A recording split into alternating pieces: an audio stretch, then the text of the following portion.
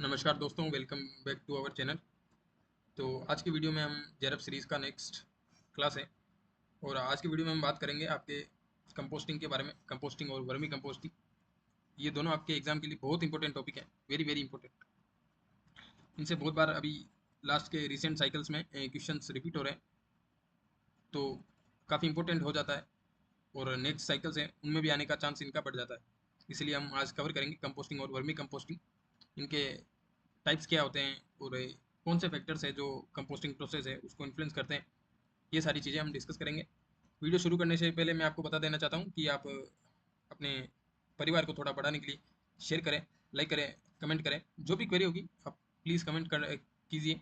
और भी अपने दोस्त लोग हैं जो प्रिपरेशन कर रहे हैं UGC net for December cycle के लिए, इन्वायरमेंटल साइंस के लिए, तो उनको भी ये क्लासेस प्रोवाइड करवाइए आप। चलिए आगे बढ़ते हैं हम। सबसे पहले हम बात करते हैं composting. What is composting? Composting क्या है? सबसे पहले आपके दिमाग में, जहन में ये क्वेश्चन आना चाहिए, कंपोस्टिंग है क्या? आपने नाम तो सुना होगा, कंपोस्ट। कंपोस्ट कंपोस्ट क्या होता है?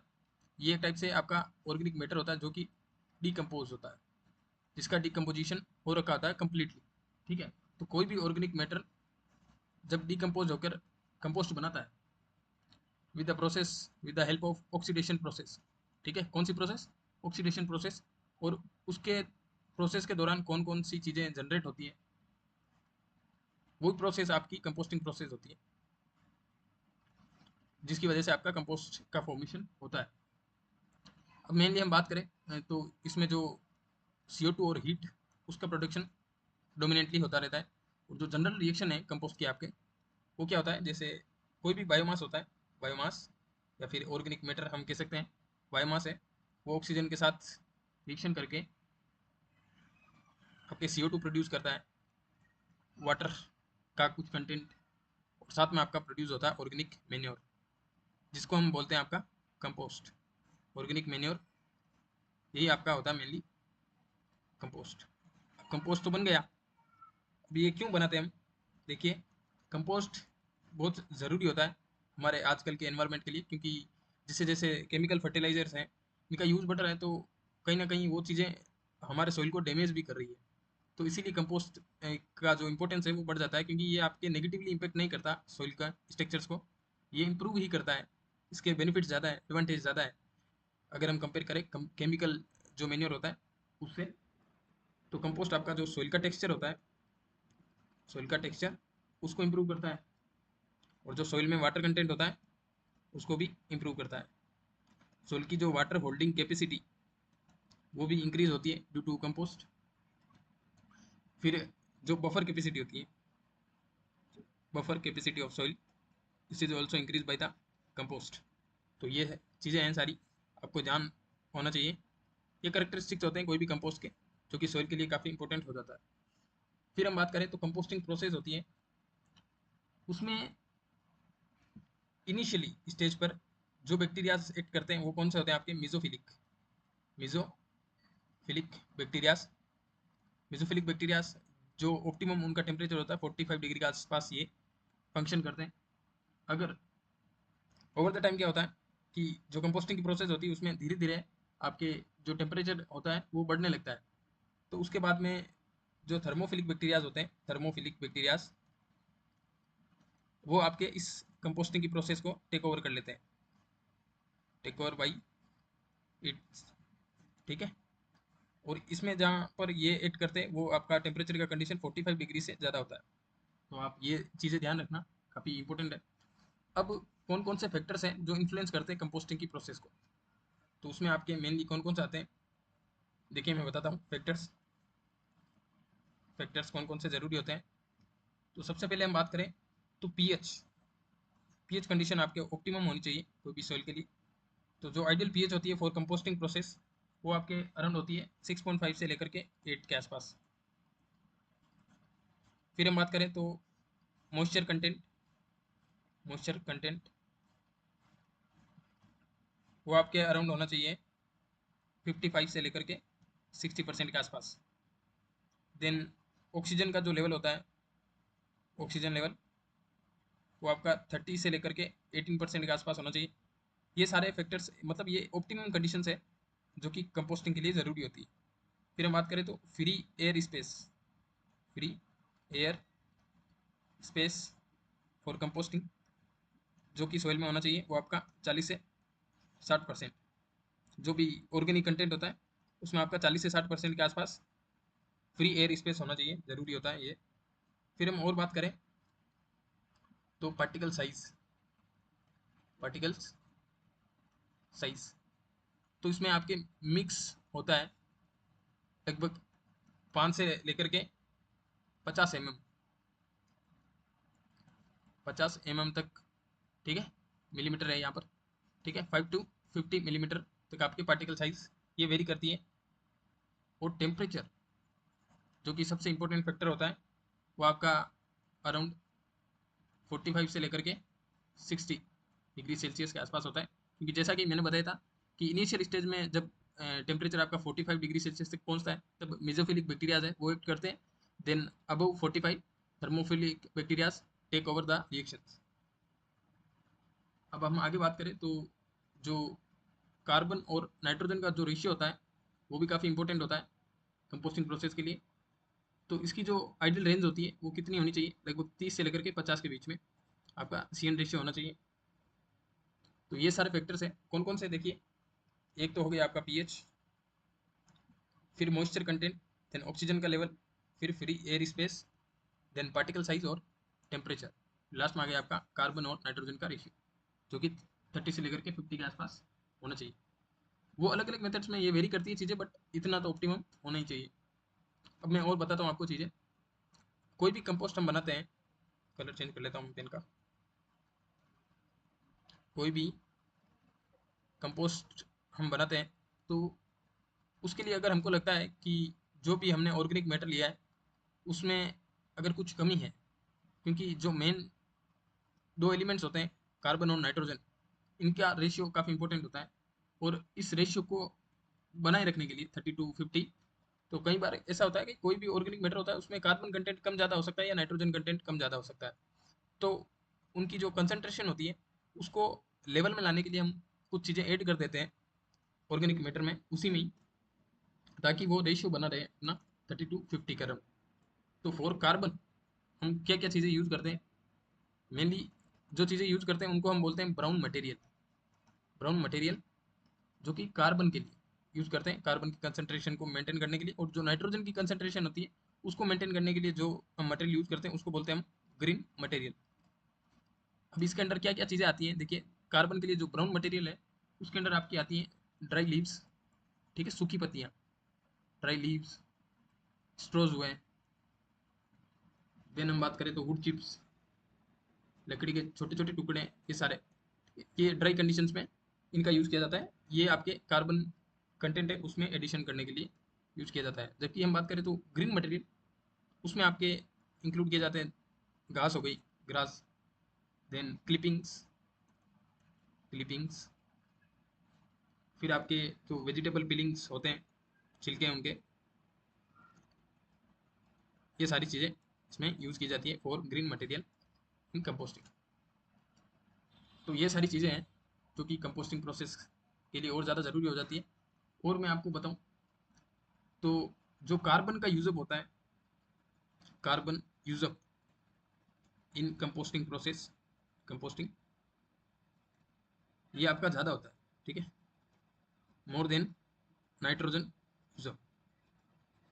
जो कार्बन का डिग्रेडेशन इसे कह सकते हो आप, डिग्रेडेशन या ज़्यादा यूज़ होता है आपका कार्बन का, नाइट्रोजन का जबकि वो स्लो होता है, धीरे धीरे होता है ये प्रोसेस। अब कंपोस्टिंग के टाइप की हम बात करें तो कंपोस्टिंग आपके मेनली दो टाइप की होती है जो कि इंडिया में जनरली यूज़ करते हैं इन जनरल। वैसे बहुत सारी कंपोस्टिंग की प्रोसेस होती है, लेकिन जो मेन डोमिनेंटली दो टाइप की कंपोस्टिंग होती है, कौन कौन सी होती है देखिए बताऊँ मैं आपको अगर, तो पहला टाइप होता है आपका इंदौर मेथड, और दूसरा होता है आपका बेंगलोर मेथड।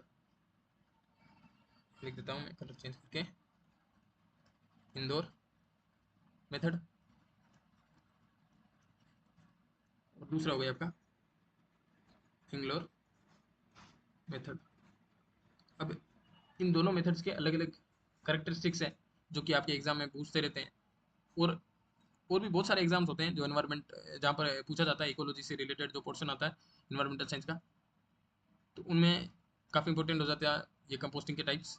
तो इंडोर मेथड की हम बात करें तो ये आपका प्रपोज किया गया था किनके द्वारा, एल्बर्ट हॉवर्ड, हॉवर्ड ना, एल्बर्ट हॉवर्ड, ठीक है, ये बोटनिस्ट हैं आपके,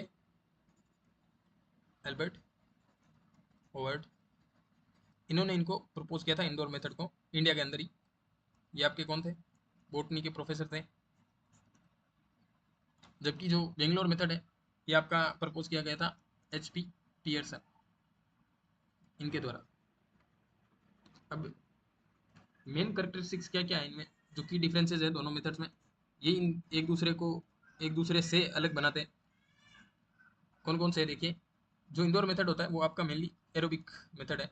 एरोबिक कंडीशन में इसमें ऑक्सीजन है वो प्रेजेंट होती है, ये आप ध्यान रखना, ठीक है, with periodic turning, with periodic turning, ठीक है, टर्निंग की प्रोसेस इसमें परफॉर्म की जाती है।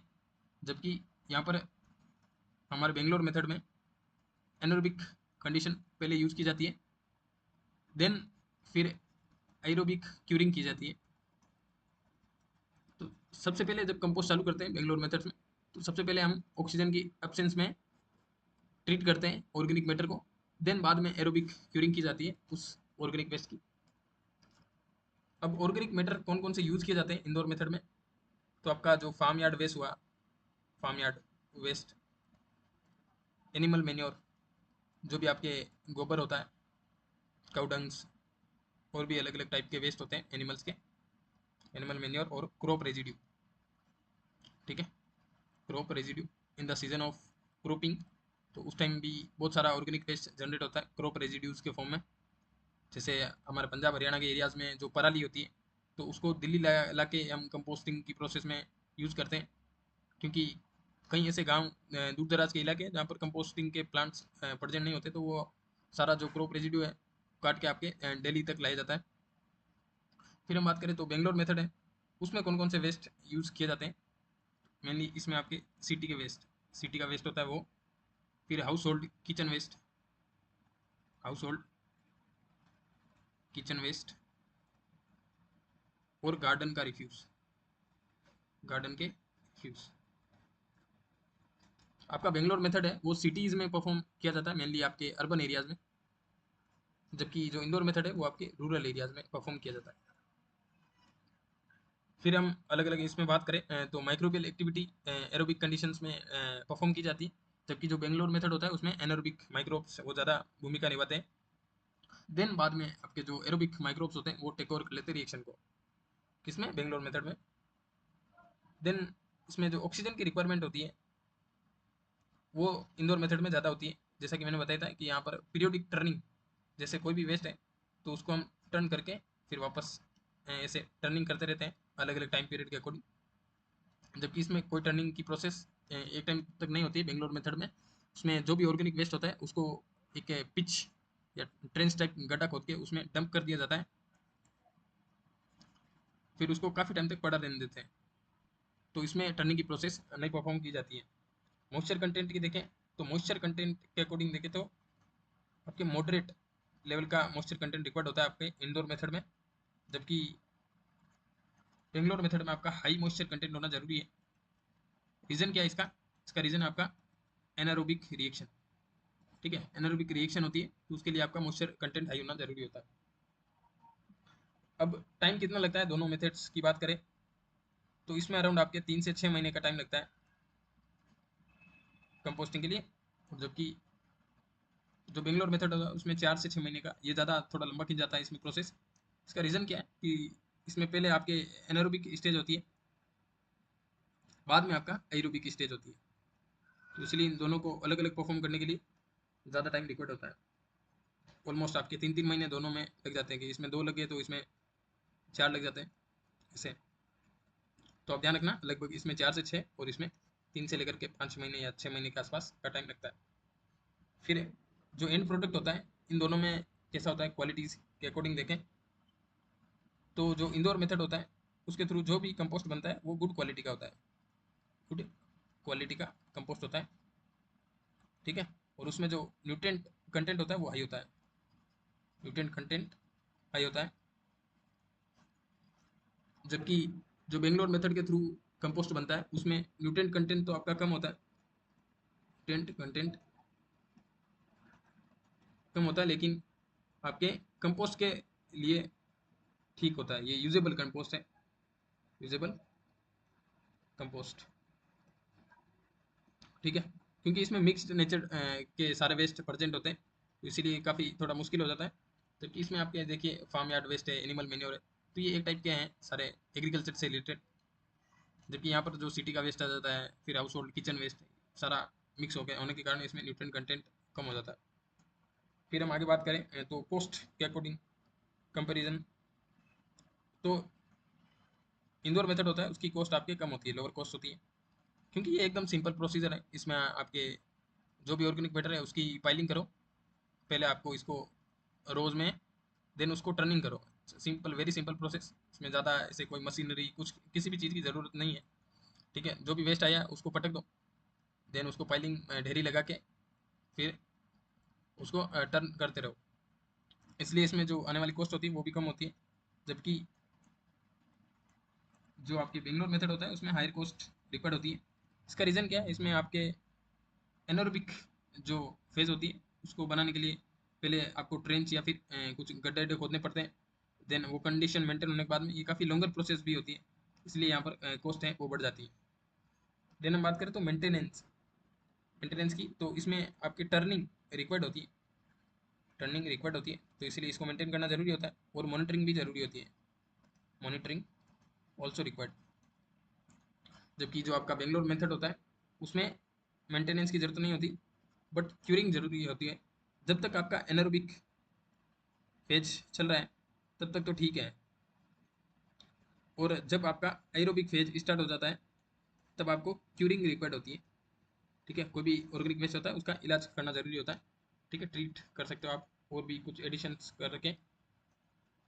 और हम बात करें तो कौन से स्केल्स पर यूज किया जाता है, ये आपका मेनली रूरल एरियाज में इसका यूज़ किया जाता है, रूरल एरियाज और फार्म्स में, ठीक है। खेतों में जो कंपोस्ट यूज किया जाता है मेनली वो आपका इंडोर मेथड के थ्रू आता है, और जो अर्बन एरियाज में गार्डन्स में यूज किया जाता है वो आपका होता है बेंगलोर मेथड। तो ये हो गए आपके कंपोस्टिंग के दो मेथड, और ये इनके सारे करेक्टरिस्टिक्स हैं। अब हम आगे बात करें तो कंपोस्टिंग तो ये हो गया, और मैं चीज़ें बताऊँ तो इंडोर मेथड होता है उसके लिए जो कार्बन और नाइट्रोजन का जो रेशियो होता है वो अराउंड, इंडोर मेथड यहाँ पर लिख देता हूँ मैं वापस, ये आ गया आपका बेंगलोर। इंडोर मेथड के लिए जो कार्बन और नाइट्रोजन का जो रेशियो होता है वो आपके 20 to 40 के आसपास होना जरूरी है।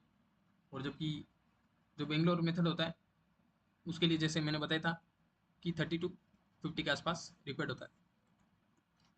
फिर हम बात करें तो इसमें आपका 60 सेंटीमीटर तक की चौड़ी स्ट्रिप, ठीक है, चौड़ी स्ट्रिप खोदते हैं, longitudinal side of pit kept vacant, ठीक है, उसको खाली रखते हैं, वैसे लगभग 60 सेंटीमीटर की चौड़े की स्ट्रिप बनाते हैं वेस्ट से, फिर उसकी पाइलिंग करके धीरे धीरे उसको पीरियोडिक टर्निंग की तरफ ले जाते हैं।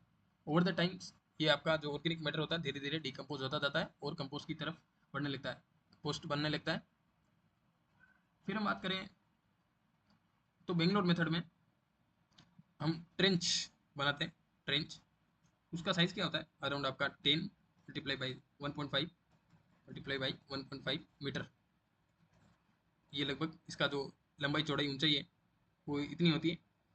और इसमें जो मेन की कंपोनेंट है इसमें बायोगैस का भी फॉर्मेशन होता है, रीज़न आप समझ गए होंगे, एनारोबिक डिकम्पोजिशन के कारण आपका मीथेन बायोगैस का भी फॉर्मेशन होता है बेंगलोर मेथड में, ठीक है।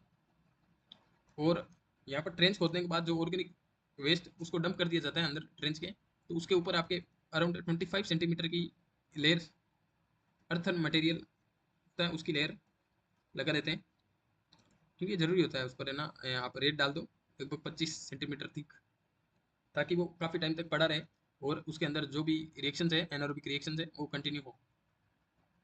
तो ये सारी चीज़ें होती हैं। और आपके जो अर्बन एरियाज़ में म्यूनसिपालिटीज़ होती हैं, जो कॉर्पोरेशंस होते हैं, म्यूनिसिपल अथॉरिटीज़, ठीक है, म्यूनिसिपल अथॉरिटीज़, ये सारी प्रीफर करती है आपके बेंगलोर मेथड को थ्रू आउट द इंडिया, ठीक है। अपने इंडिया में ज़्यादातर जो अर्बन एरियाज़ और जो भी शहरी इलाके हैं, कस्बे हैं, उनमें सब में आपके बेंगलोर मेथड का यूज किया जाता है। अब हम आगे बात करें तो आपका सॉलिड वेस्ट मैनेजमेंट रूल है 2060 वाला, उसके आपके 8 नंबर रूल में ड्यूटीज़ दे रखी है मिनिस्ट्री ऑफ एग्रीकल्चर की, जो कि काफ़ी इंपॉर्टेंट है आपके एग्जाम परस्पेक्टिव से। इसमें कौन कौन सी ड्यूटीज़ है देखिए, और इसमें आपके मेंशन किया गया था कंपोस्टिंग का, कंपोस्टिंग क्यों ज़रूरी है, ठीक है, ज़्यादा जोर दिया गया था जो ये रूल आया था उसमें। तो फर्स्ट पॉइंट है इसका कि to introduce necessary changes and flexible in fertiliser control order regarding manufacturing and sale of compost, ठीक है। फ्लेक्सिबिलिटी लानी जरूरी थी और ज़रूरी चेंजेस करने भी, ठीक है, ताकि हम फर्टिलाइजर हैं, जो केमिकल फर्टिलाइजर्स हैं, उनके यूज़ को थोड़ा कम कर सकें, कंट्रोल में ला सकें। फिर setting up of the laboratories for testing the quality of compost produce under SWM rules, ठीक है। जो भी कंपोस्ट आपके प्रोड्यूस हो रहा है ऑल ओवर इंडिया में, ठीक है, उसका भी लेबोरेटरी टेस्टिंग करना जरूरी है, ताकि वो आपके सॉइल, कौन सी सॉइल के लिए कौन सा कंपोस्ट, किस टाइप का कंपोस्ट ज़रूरी हो, ये चीज़ें भी काफ़ी इंपॉर्टेंट हो जाती है। फिर to promote and propagate utilisation of compost, compost के प्रमोशन पर काफ़ी जोर दिया गया था। And to issue the appropriate guideline regarding quality of compost and ratio of compost to chemical fertiliser, ठीक है। तो कौन कौन सी गाइडलाइंस बनानी ये ज़रूरी थी, ये सारी इसमें मेंशन किया गया था आपके सॉलिड वेस्ट मैनेजमेंट में। और ये सारी आपकी ड्यूटीज़ किसकी, मिनिस्ट्री ऑफ एग्रीकल्चर की, क्योंकि आपका कंपोस्ट का जो यूज़ है मेनली एग्रीकल्चर में किया जाता है in the place of chemical fertilisers. अब हम आगे बात करें तो सेकेंड टॉपिक की, वो होता है आपका वर्मी कंपोस्टिंग, वर्मी कंपोस्टिंग। इससे भी आपके बहुत सारे क्वेश्चन पूछ रखे हैं पेपर में, काफ़ी इंपॉर्टेंट है ये भी। अब कंपोस्ट बनाने के लिए हमने ऑर्गेनिक जो मैटर था उसका यूज़ करते हैं, लेकिन जो वर्मी कंपोस्टिंग होती है, कंपोस्टिंग में आपके जो की फैक्टर कौन थे, आपके माइक्रोब्स थे, माइक्रो ऑर्गेनिजम्स ये थे। लेकिन वर्मी कंपोस्टिंग में हम यूज़ करते हैं रेड वर्म्स का, रेड वर्म्स जो कि आपके अर्थवर्म्स होते हैं, अर्थवर्म्स, ये आपको दिख रहा होगा पिक्चर में, देखिए ये सोइल के साथ में आपके ढेर सारे अर्थवर्म्स है अलग अलग टाइप के। तो इनकी हेल्प से हम वर्मी कंपोस्टिंग करते हैं। अब ये अर्थवर्म्स कौन कौन से होते हैं, किस किस टाइप के होते हैं, ये भी काफ़ी ज़रूरी हो जाता है आपके एग्जाम के लिए। आजकल बहुत अच्छे अच्छे क्वेश्चन पूछ रहे हैं आपके एग्जाम में, तो लेवल काफ़ी बढ़ गया है। तो मेरे को लगता है मैं भी इन फ्यूचर आपके वर्मी कंपोस्टिंग टॉपिक से जो क्वेश्चन आ सकते हैं, पॉसिबिलिटी बताऊँ तो कौन कौन से आपके अर्थवर्म यूज़ किए जाते हैं, कौन कौन सी स्पीसीज़ है, देखिए आप नोट डाउन कर लेना प्लीज़, अगर आप क्लास देख रहे हो तो तभी आपके कुछ काम का होगा ये पहली स्पीसीज आपकी इसिनिया फेटिडा, देन सेकंड स्पीसीज आपके लुम्ब्रिकस, लुम्ब्री लुम्ब्रिकस रूबेलस, रूबेलस, देन फिर आपके एपीजी स्पीसीज होती है वो, फिर एनेसिक स्पीसीज ऑल्सो रिक्वायर्ड, और जो एंडोजेनिक स्पीसीज होती है अर्थवर्म की, ये सारी आपके वर्मी कंपोस्टिंग में यूज़ की जाती है मेनली। इसिनिया फेटिडा और लुम्ब्रिकस रूबिलस ये मोस्ट इंपॉर्टेंट है, ठीक है, इसेनिया फेटिडा और लुम्ब्रिकस रूबेलस। अब एपीजिक जो अर्थवर्म्स होते हैं ये आपके कहाँ पर प्रेजेंट होते हैं, जो सोइल की लेयर होती है यहाँ पर ऊपर, जैसे लीफ लिटर कंटेंट है या भी ऑर्गेनिक मैटर है, तो उसके जस्ट नीचे आपके ये एपीजिक स्पीसीज के जो वर्म्स होते हैं वो पाए जाते हैं थोड़ी सी डिस्टेंस पर, ठीक है, सोइल के जस्ट नीचे होते हैं। जबकि जो एनेसिक होते हैं वो अराउंड आपके ग्राउंड सरफेस से 180 सेंटीमीटर नीचे आपको मिलेंगे, अराउंड हम कह सकते हैं लगभग 3 फीट के आसपास, इतना अंदर तक, ठीक है। और जो एंडोजेनिक स्पीसीज होती है वो आपके सोइल में काफ़ी प्रोमिनेंटली पाई जाती है। तो ये हो गया आपके वर्मी कंपोस्टिंग में रोल अर्थवर्म्स का, रेड वर्म्स का। वर्मी कंपोस्टिंग प्रोसेस होती है, इसमें हम वर्म्स की हेल्प से कंपोस्ट को जनरेट करते हैं। ठीक है, अब वर्मी कंपोस्टिंग प्रोसेस होती है, उसके दौरान आपका वर्मी वॉश भी जनरेट होता है, वर्मी वॉश। ठीक है, जो कि काफ़ी न्यूट्रिएंट रिच वाटर होता है, वो प्रोड्यूस होता है through the vermi composting process, जिसका यूज किया जाता है आपके एज ए ऑर्गेनिक फर्टिलाइजर। ठीक है, याद रखना ये चीज़, वर्मी वॉश। और इसमें भी आपके वर्मी कंपोस्टिंग में अराउंड आपके 60% के आसपास मॉइस्चर कंटेंट रिक्वायर्ड होता है। और टेम्परेचर की हम बात करें तो अराउंड 25 से लेकर के 30 डिग्री सेल्सियस टेम्परेचर रिक्वायर्ड होता है। तो ये चीज़ें थी आपके वर्मी कंपोस्टिंग से रिलेटेड। अब मैं कुछ आपको इंपॉर्टेंट पॉइंट्स बताता हूँ जो कि आपके एग्जाम पॉइंट ऑफ व्यू से और ज़्यादा इंपॉर्टेंट है। पहले हम बात कर लेते हैं जो सॉलिड वेस्ट मैनेजमेंट है, उसमें 2016 में इंडिया में आपके स्पेसिफाई किया गया था कि कंपोस्ट में जो हेवी मेटल्स होती हैं उनकी कंसंट्रेशन क्या क्या होनी चाहिए। ठीक है, इसमें वर्मी कंपोस्ट भी इंक्लूड किया जाता है। तो ये सारी आपके हेवी मेटल्स हैं, उनकी कंसंट्रेशन है, ये आपके जो परमिसेबल लिमिट है ये होनी चाहिए, इससे कम ही होना चाहिए इनका कंटेंट। तो आप याद कर लेना क्योंकि पीवाईक्यूज में ये क्वेश्चन पूछ रखा है आपके। तो कॉपर की आपके अराउंड 300 के आसपास। फिर लेड की बात करें तो आपके 100 के आसपास mg/kg। देन क्रोमियम 50, फिर निकल भी 50, आर्सेनिक है जो 10 के अराउंड, फिर कैडमियम है वो 5, फिर मरकरी 0.15। ठीक है, सबसे कम आपका मरकरी का कंसंट्रेशन है, लिमिट सबसे कम दे रखी क्योंकि आपको पता है मरकरी काफ़ी डेंजरस होता है, जिसकी वजह से मिनीमाटा डिजीज कोज होता है। ठीक है, अब ये सारी लिमिट्स हैं, वो क्यों ज़रूरी है देखिए। आपने नाम सुना होगा प्रोम का, प्रोम, क्योंकि आजकल जो केमिकल फर्टिलाइजर यूज करते हैं हम, किसके लिए, मेनली NPK। ठीक है, नाइट्रोजन, फॉस्फोरस और पोटेशियम, ये तीन जो माइक्रो न्यूट्रिएंट्स होते हैं, मेजर मेजर न्यूट्रिएंट्स होते हैं, इनके लिए हम जो NPK फर्टिलाइजर यूज करते हैं वो केमिकली प्रोड्यूस होते हैं। तो ये आपके लॉन्ग टर्म में सॉइल के लिए काफ़ी हार्मफुल कंडीशन, ठीक है, क्रिएट कर देते हैं। सॉइल की जो क्वालिटी होती है वो दर बेदर कम होती जाती है। तो इसीलिए हम मेनली यूज़ करते हैं प्रोम का। प्रोम क्या है आपका, फॉस्फेट रिच ऑर्गेनिक मैन्योर। इसका नाम लिख देता हूँ मैं यहाँ पर, फॉस्फेट रिच ऑर्गेनिक मैन्योर। अब प्रोम है, इसमें हम क्या करते हैं, जो भी फॉस्फोरस होता है वेदर्ड, ठीक है, कोई भी रॉक्स होती हैं उनसे जो वेदरिंग प्रोसेस के थ्रू जो भी फॉस्फोरस रिलीज होता है वो, और आपका जो कंपोस्ट जो कि ऑर्गेनिक मैन्योर होता है, उन दोनों को मिक्स करके आपके मेनली यूज़ किया जाता है प्रोम को। ठीक है, किसके स्थान पर, आपके केमिकल फर्टिलाइजर के स्थान पर इसकी जगह यूज़ किया जाता है फॉस्फेट की जो भी डिमांड्स होती है उसको फुलफिल करने के लिए। तो इसमें जो कंपोस्ट है उसका यूज़ किया जाता है, तो उसके लिए ये सारी लिमिट्स ये तय की जाती है।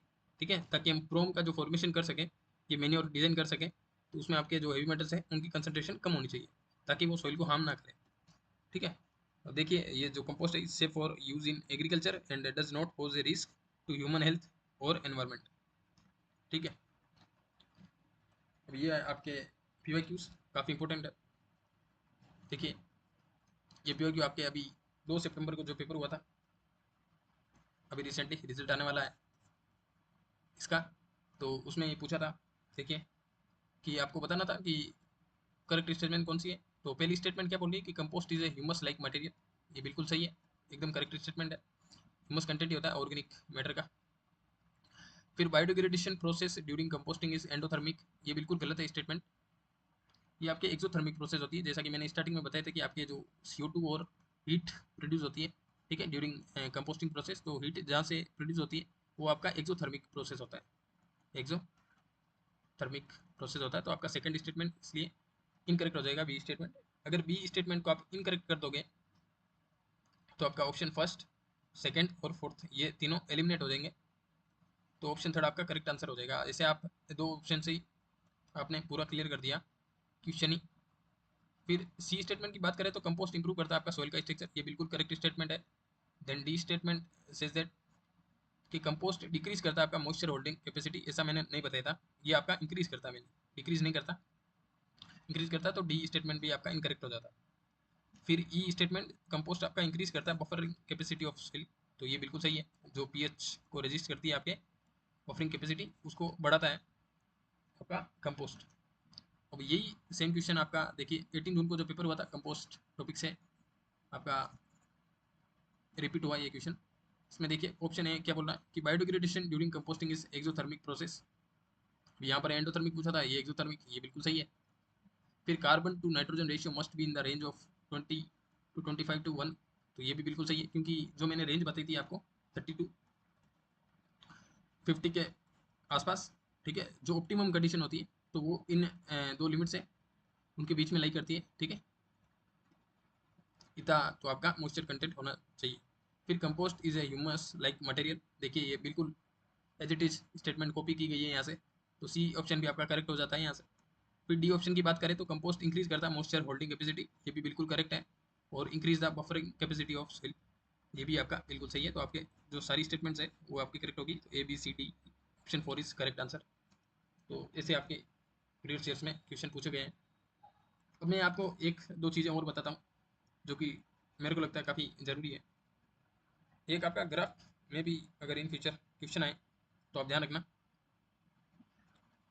कि टेम्परेचर और, ठीक है, टाइम के साथ आपका कंपोस्टिंग का प्रोसेस है, ये उसकी पीएच कैसी वेरी करती है। यहाँ पर हम ले लेते हैं पीएच को,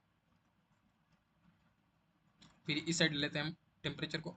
ये ग्राफ है, काफ़ी इंपॉर्टेंट है डिग्री सेल्सियस में। देन हम नीचे की साइड ले लेते हैं आपके टाइम को, टाइम यहाँ पर हम ले लेते हैं अराउंड 50 डेज, और यहाँ पर आपका 0 डेज। तो आपके कैसे वेरी करता है टेम्परेचर और पीएच, ठीक है, टाइम के साथ। तो मैं आपके रेड कलर से जो टेम्परेचर है उसका ग्राफ बना रहा हूँ।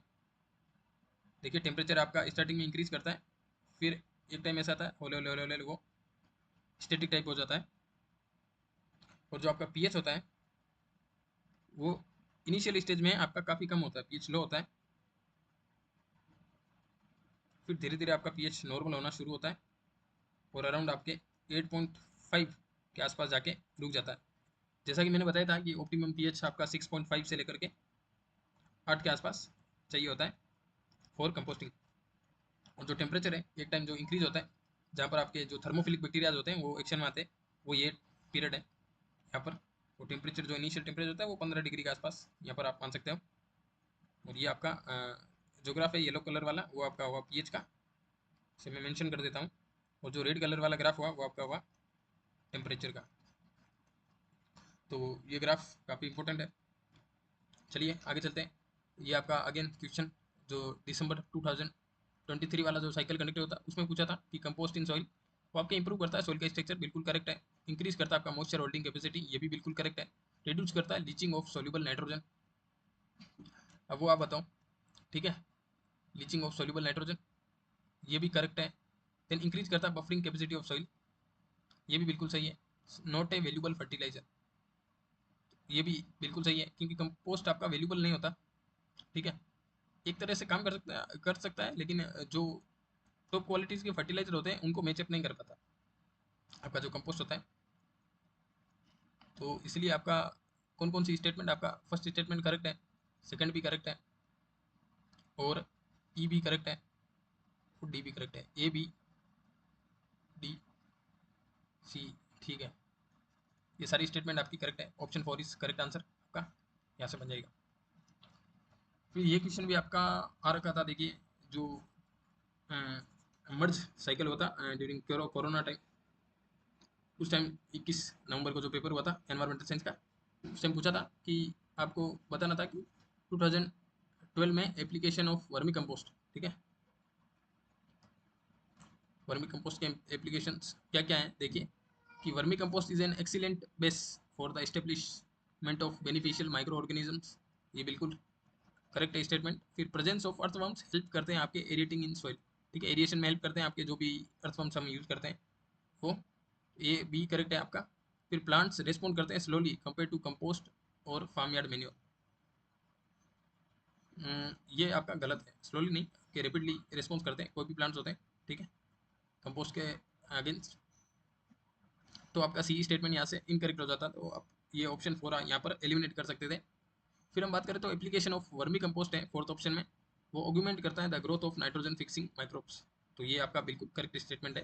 ठीक है, वर्मी कंपोस्ट होता है वो नाइट्रोजन फिक्सिंग माइक्रोब्स होते हैं जो कि नाइट्रोजन फिक्सिंग का काम करते हैं। राइजोबियम जैसे कि हम बात करें तो काफ़ी इंपॉर्टेंट एग्जाम्पल है। तो डी ऑप्शन है आपका यहाँ पर करेक्ट हो जाता है। फिर earthworm cast do not harbour vesicular arbuscular mycorrhizal propagules. ठीक है, तो ये गलत है स्टेटमेंट आपका। ये अर्थवर्म से वो जो वीएम प्रोपिक्यूल्स होते हैं उनको कास्ट करते हैं। ठीक है, ऊपर लिखा है कि डू नॉट हार्बर। ठीक है, उनको होस्ट नहीं करते हैं ऐसा नहीं है, वो होस्ट करते हैं उनको वीएम को। ठीक है, वेसिकुलर स्पिकुलर माइकोराइजल्स प्रोपिक्यूल्स, ये भी एक टाइप से नोड्यूल्स है। नोड्यूल्स माइकोराइजल नोड्यूल्स होती है जो। अब इस क्वेश्चन का जो आंसर है आपका ऑप्शन थर्ड होगा करेक्ट, ए बी डी। ठीक है, स्टेटमेंट है वो आपकी करेक्ट होगी। अब मैं और कुछ चीज़ें बताता हूँ। देखिए, ये जैसा कि मैंने बताया था, ये आपको पूछा था कि सॉलिड वेस्ट मैनेजमेंट रूल्स 2016 के अकॉर्डिंग आपको डिक्रीजिंग ऑर्डर में इनको अरेंज करना था। तो परमिशन कंसंट्रेशन, ये देखिए आपका पीवाई क्यूज में क्वेश्चन आ रखा है सेम उसी साइकिल वाले पेपर में जो 21 नवंबर को कंडक्ट हुआ था। तो कॉपर का आपका पता होगा 300 के आसपास था। अब आपको ये डिक्रीजिंग ऑर्डर में, तो सबसे पहले अगर आपका कॉपर देखें तो फर्स्ट और सेकंड स्टेटमेंट है वो आपकी इनकरेक्ट हो जाएगी यहाँ से। फिर हम बात करें तो 100 आपका किसका था, क्रोमियम या कैडमियम।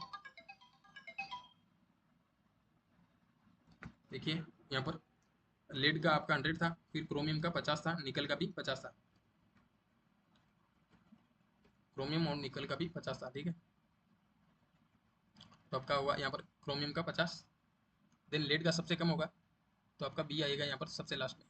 फिर कैडमियम है, तो इस वजह से आपके जो कंसंट्रेशन है वो आपका fourth option, fourth following metals in the decreasing order of permissible concentration. ठीक है, तो आपका ऑप्शन 4 यहाँ पर करेक्ट होगा आंसर। ठीक है, तो आप जो हेवी मेटल्स है उनका जो ऑर्डर है वो मैंने आपको यहाँ पर सोल्व करवाया है। ये काफ़ी इंपॉर्टेंट हो जाता है आपके एग्जाम पॉइंट ऑफ व्यू से, तो आप प्लीज़ इनको एक बार याद करना। अब मैं और कुछ जो भी इम्पोर्टेंट चीज़ें हैं वो बताता हूँ। जो आपके वर्मी कंपोस्ट होता है, वर्मी कंपोस्ट, उसकी क्वालिटी होती है वो ज़्यादा होती है अगर हम कंपेयर करें तो कंपोस्ट से। ठीक है, फिर हम बात करें तो जो इंडोर मेथड के थ्रू जो कंपोस्ट जनरेट होता है उसकी क्वालिटी आपके बेंगलोर मेथड से जो जनरेट होने वाला कंपोस्ट होता है उससे ज़्यादा होती है। तो इंडोर की ज़्यादा होती है, फिर बेंगलोर की कम होती है। अगर इन तीनों को क्वालिटी के अकॉर्डिंग आपके अरेंज करें तो वर्मी कंपोस्ट आपका पहले आ जाएगा, वर्मी कंपोस्ट, फिर आपका जो इंडोर वाला है इंडोर मेथड के थ्रू, फिर आपका आएगा बेंगलोर मेथड से। तो ये इनका क्वालिटी का ऑर्डर है। ठीक है, क्वालिटी मीन्स जो न्यूट्रिएंट कंटेंट होता है और जो गुड क्वालिटी का कंपोस्ट है जो कि सॉइल के लिए और ज़्यादा बेनिफिशियल होता है, तो उसका अकॉर्डिंग जो ऑर्डर है वो काफ़ी ज़रूरी हो जाता है। और हम बात करें तो देखिए, जो आइडियल रेशियो होता है वो मैंने बताया था आपका C/N जो रेशियो होता है वो कितना होता है 25 से लेकर के 35 के अराउंड। ठीक है, या फिर आप बोल सकते हो ये 20 से 40 ये रेंज होती है लगभग, या फिर आप 30 से 50 कई बुक्स में, ये अलग अलग वेरी करता रहता है। लेकिन आप मेनली याद रखना जो 30 से लेकर के 50 के बीच में। ठीक है, 30 से लेकर के 50% के बीच में ये रहता है। अब मैं बताता हूँ आपको दो तीन चीज़ें और है कि अगर आपका जो कार्बन और नाइट्रोजन का रेशियो होता है वो अगर कम हुआ, लो हुआ, तो आपका जो माइक्रोब्स होते हैं, माइक्रो ऑर्गेनिजम्स, वो ज़्यादा हो जाएंगे, उनका नंबर बढ़ जाएगा। तो डिकम्पोजिशन होगा थ्रू द माइक्रोब्स। ठीक है, तो वो भी ज़्यादा होगा। फिर ये ज़्यादा होगा तो आपका जो अमोनिया है उसका अमाउंट ज़्यादा प्रोड्यूस होगा, क्योंकि ये माइक्रोब्स होते हैं वो डिकम्पोजिशन के दौरान आपको पता है कि अमोनिया गैस रिलीज होती है, तो उस कंपोस्ट से आपके स्मेलिंग, ठीक है, स्मेल आना शुरू हो जाएगी।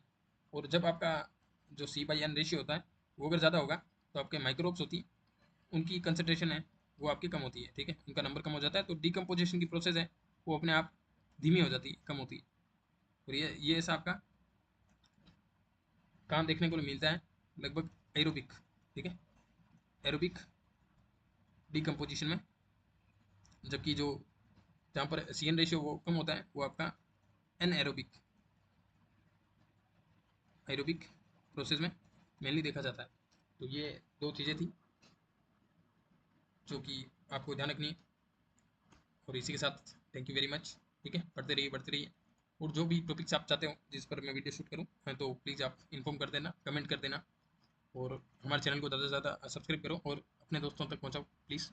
हमारी फैमिली बढ़ेगी तभी मेरे को मोटिवेशन मिलेगा और ज़्यादा से ज़्यादा क्लास लेने का।